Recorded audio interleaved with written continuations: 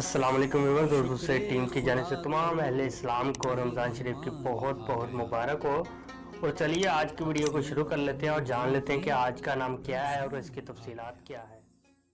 अस्सलाम वालेकुम प्यारे व्यूअर्स, आज का नाम है हरम। इंग्लिश में इसके स्पेलिंग बनते हैं HARAM। जिन्स लड़की है, ज़बान है अरबी और इसका मज़हब है मुस्लिम।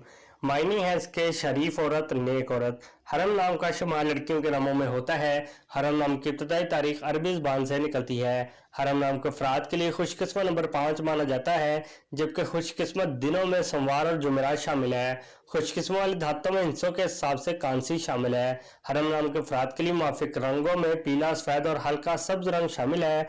हरम नाम के अफराद के लिए मुआफिक पत्थरों में सब्ज पत्थर शामिल है। हरम नाम में 5 हरूफ है, ये एक लफ्ज बनता है। अपने नाम का मीनिंग जानने के लिए कमेंट बॉक्स में लिखिए, चैनल को सब्सक्राइब कीजिए, वीडियो को लाइक और शेयर कीजिए। Thanks for watching.